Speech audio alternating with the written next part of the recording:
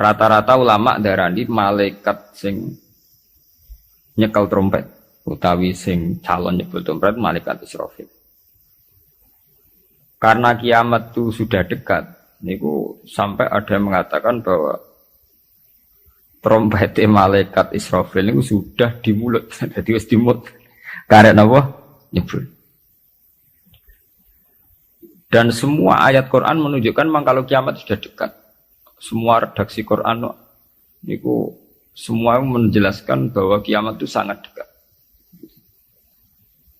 Nah, jenengan tangklet dari diinformasikan dekat.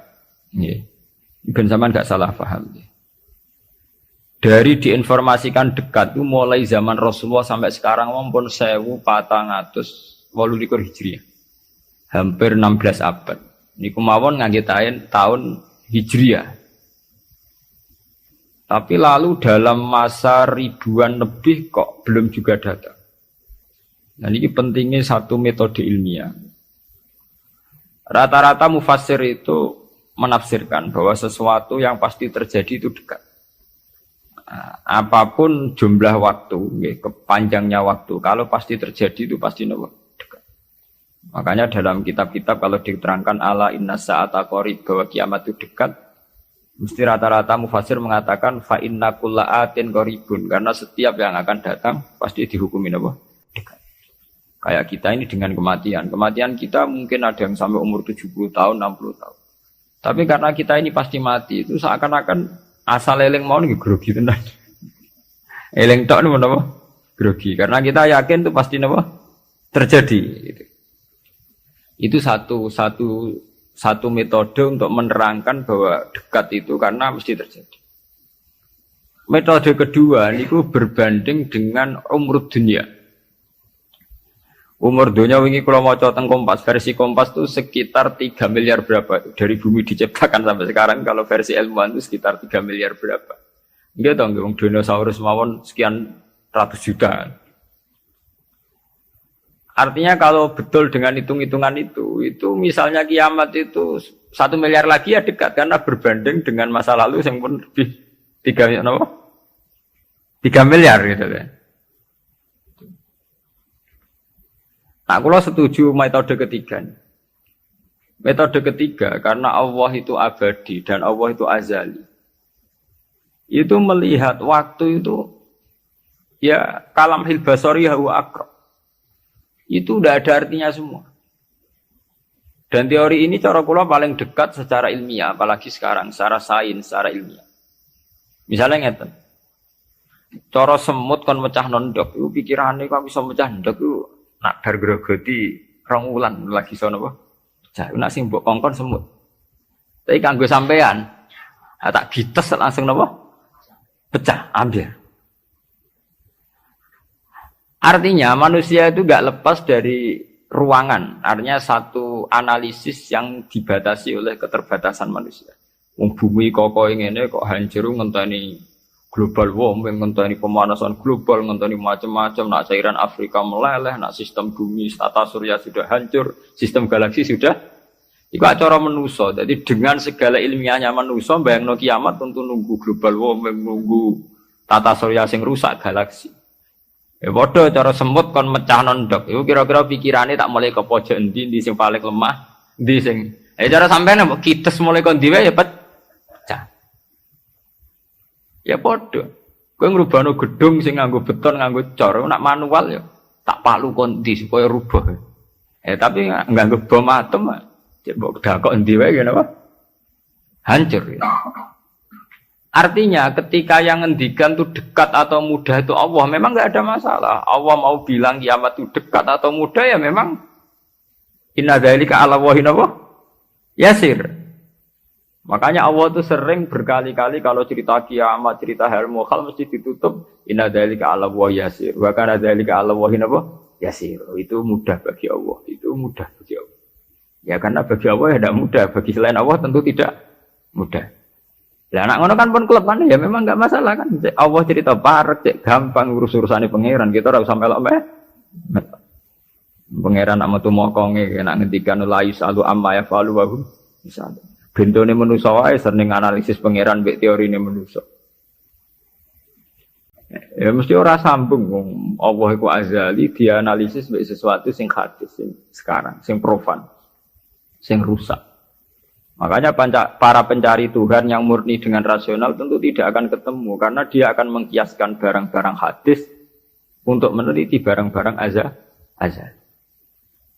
Ini wow, contoh paling gampang nih wow. Bahwa manusia itu cara berpikir itu pun mesti dibatasi dengan ruang dan waktu. Padahal pangeran, bukan butuh ruang, bukan butuh apa waktu. Ini gue mau apa? Ya contoh termudah itu. Contoh termudah, jika kita nganggap kiamat, itu tentu dengan teori rasional kita akan bicara tentang bumi tua sekian tahun lagi. Sistem galaksi itu per tahun bergeser sekian. Kayak laut itu ngalami rob itu setiap tahun itu sekian senti. Kalau sekian senti kali sekian ratus tahun, berarti begini. Pemanasan global ya gitu, kalau kena emisi karbon sekian tahun sekian, berarti sekian ratus tahun kemudian sudah begini, kan bisa dihitung secara sains. Tapi itu kan hitung-hitungannya manusia. Tapi kan beberapa kali sejarah membuktikan itu keliru. Kelirunya ya karena kemungkinannya itu dua. Satu, bahwa itu tidak diciptakan efek yang melawan. Nomor dua, bahwa kejadiannya itu tidak mesti seperti itu. Ya contoh, ketika dulu wong nak nandur gabah nganti 8 bulan, nanti 6 bulan, terakhir 6 bulan. Itu orang mikir dihitung, dulu sering krisis pangan dihitung, nak uang jumlahnya tambah terus. Nah, terus gabah panennya 6 bulan iso kelamparan. Dalam penemuan ilmiah sing iso 3 bulan. Sehingga zaman manusia sithik sering telat beras, sampai wong mangan jagung bekatut. Saiki wong pirang-pirang ora tau telat napa? Beras. Padahal pakar-pakar pangan sempat grogi, jangan-jangan karena jumlah wong akeh telat napa? Beras. Masalah tempat nggih ngoten. Wong jumlah akeh tanah ra tambah, sampeyan do manggon. Tapi manusia lewat modernnya itu iso nggawe omah tingkat omah susun. Wong modern ono sing diwajah lah manggon Mars pemanggon. Artinya manusia dengan segala kekhawatiran terhadap fenomena alam yang mesti terjadi juga banyak manusia yang mengantisipasi itu lewat penemuan ilmiah juga. Itu ya rawan klop itu, rawan apa? Klop. Artinya semua teorinya manusia itu mau berbicara tentang sebab akibat dan itu bisa diantisipasi terus. Bisa diantisipasi terus. Ya, mulane istilah Quran nak ngenyak manusa niku. Walakin aksarahum la ya'lamun ya'lamuna dhahiran minal hayatid dunya. Paling banter manusa iku mau ya'lamuna dhahiran minal hayatid dunya. Yang diketahui itu hanya kulitnya saja, lahirnya saja. Gampangane dokter meriksa saiki lara pemah mergo mangane ra tertib. Ya kan secara profesional dia pakai standar objektif kalau makannya tidak tertib itu lahir mah. Sekarang ini namanya mah.